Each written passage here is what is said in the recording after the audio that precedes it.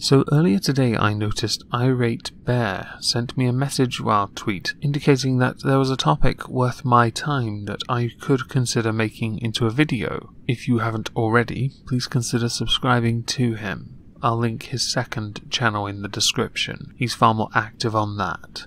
Now the topic of today's video, because of that tweet, will be the Labour Party's little 1-minute video that they posted onto Twitter. I am so excited to be talking about this. Sigh.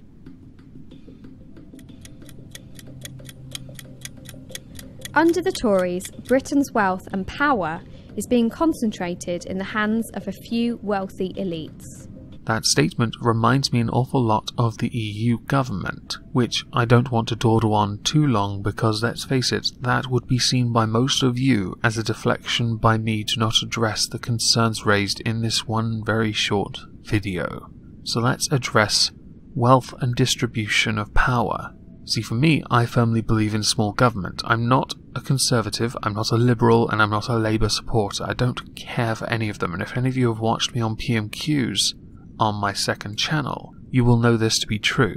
That said, this statement is an assertion with very little within it, any substance to support its claim. And I don't want to be that guy that points it out before you even get to the point. But when it comes to distributing and sharing wealth, how is what you've said necessarily a bad thing? Especially when, and I have to point these two little things out, you have a shadow cabinet that is very socialist. I would argue champagne socialist at best, that would see one rich person in the entire country rule everything, but also the same shadow cabinet that not only has a very limited understanding on how to spend money and get the best results, but they are very reminiscent with some of their policies and their manifesto and certain decisions they've made in Prime Minister's questions with minds of the questioning, usually when everything is in crisis. To have people believe that they are no better than their predecessors, the former Labour government led by Tony Blair, where he would just spend and not think about where the money was going or what it was doing for those within those communities. So the statement right off the bat is both an assertion and also a misleading assumption. There is nothing wrong with people being wealthy. Power is something else entirely. We can definitely discuss that. But wealth, not so much, especially when this Labour cabinet is socialist, supposedly. It's communist, but they tell you they are socialist, for the sake of the motherland. Meaning that the majority of the country is left behind when it comes to income, job opportunities, and getting on the property ladder. This is a highly debated argument within Prime Minister's questions that I have seen at least 3 times, when it comes to the subject of poverty, home ownership, jobs, and of course income itself. So let's address this. Many have made the claim that universal credit has a negative impact upon most families. That is not entirely true. The system though was flawed in how it was rolled out. With the tax bar being raised, more money is available to the person and their families. Yes, of course, cost of living has gone up and wages have not truly reflected that. That is another argument, but then of course you have the Office for National Statistics pointing out that overall poverty is down. So there is actually more income for people. You could argue from the position of benefits capping, but I firmly support that. I do not believe anyone on benefits should live a better life than those who work full time. Unless, and there are of course mitigating factors, certain disabilities, I would of course concede there needs to be a quality of life for that person. I'm sure there are others, but I just can't think of them at this time. The second, job opportunity. Well, at this moment in time, unemployment is at its lowest since 1975, and we have quite a lot of job opportunities in the skilled sectors. So quite frankly, that's also misleading. And with the property ladder, the Conservative government, whether you like it or not, have built more homes in the time they've been in office than the entire Labour government did in 13 years.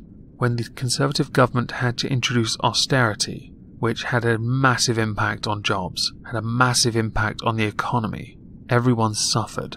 So yes, we are stunted at the moment. But whether anyone likes to admit it or not, things like immigration numbers coming down, which will be a good thing, especially for those that want to own their own home, because there'll be more properties available. But also, let's not forget here, you, the Labour Party, support illegal immigrants having rights in this country. Forget the fact that they are taking away homes from people that deserve them. It's another factor to add to the list of things that make this argument utterly moot. So, to summarise, overall income, expense or availability of income is higher than it was before because the tax bar has been raised. Whether that has negative or positive impact on disposable income is debatable. It depends on region, occupation and cost of living. Getting on the property ladder will be harder. Property prices have fallen a little recently, I believe by about 7%, which is quite a bit actually now I've said that. Maybe it was £7,000, which might not be 7%, but a fraction of that. And as far as job opportunities go, there are hundreds of thousands of jobs available, and we have less people requiring jobs than before. What we need to do is get more skilled workers either into the country or spend a little money to train those for those higher skilled occupations. The NHS is a perfect example. This is a rigged system. It's only a rigged system because of your skewed perspective of the facts, which is a regular feature again of the earlier mentioned many times Prime Minister's questions, where two sides argue about the type of poverty. It seems like there are goalposts for what is poverty, and they seem to shift for each party. And Labour has the ideas to change it. If within the remainder of this video, one of your solutions is to spend with no thought of where the money is actually going to, or to borrow hundreds of billions to buy back services that you will then borrow more for to, quotes, invest in, then don't expect to be elected at the next general election, even if it is against Theresa May. You will not win. Like devolving power to local councils so they can build houses. Oddly enough, I am not against this policy. I am, however, against it when you see obvious differences and disparities between local councils, some of which charge twice of that of a Conservative-led council, when they charge council tax, that is. So it's all well and good devolving powers to the local councils to then be in charge of their budgets. But when they're raising extra money by charging the local tenants so much more for the privilege of living within that council, you would be hard-pressed to find someone that will be willingly or will happily support your actions to charge them more, unless you can find a way to prove to them that it is absolutely worth paying twice that of a council led by Conservatives. Bringing rail, water and energy into public ownership to reduce costs for you, the individual. Again, I am not against the idea of the public owning travel, water and electric. Hell, you want them to re-own mail as well, I believe Jeremy Corbyn does. His argumentation for that was, well, we all only have one letterbox, so we should really only have one delivery provider. And to counter all of that, I have to point out that you would have to buy back those services which would cost hundreds of billions, and the only way to raise that money would be to borrow it, which means we would then have to pay even more on debt interest, which means you will have to tax people more to pay for these pet projects, which will fail, because while you want to reinvest in them, you will not have the money to do it. Remember what happened last time we had an economic crash? Yeah, quantitative easing, everyone. It never fails, right? It's amazing. I mean, if you print more money, even though we don't have more money, that will totally solve the problem and won't create any kind of mass inflation or panic to the point where people won't spend the money, so they'll put it in the bank thinking they actually have money when they don't. Wizard. And protecting 95% of the population from tax rises. You're not going to try and reintroduce the 50p tax rate, are you? Or are you going to go as far as France, where they charge 75% on certain earnings over a percentage or euro amount? Let me tell you what happens when you start taxing the richer to the point where they end up being as poor as the poor.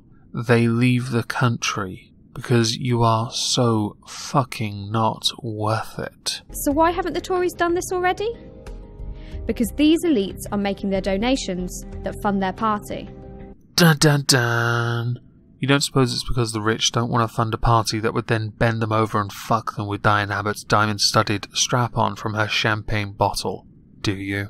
Now, before we finish, because honestly I'm done with that video, I recently, with the help of BadOPCode, have created a new Teespring design, and I wanted to take the opportunity to shill it now. So if you're interested in supporting this channel, please consider getting it. I also want to say to Mocha Rosary, this tattoo looks amazing, and if you don't know who she is, I will leave a link to her channel in the description. It's amazing. So I hope everyone has a lovely day, and thank you all for listening.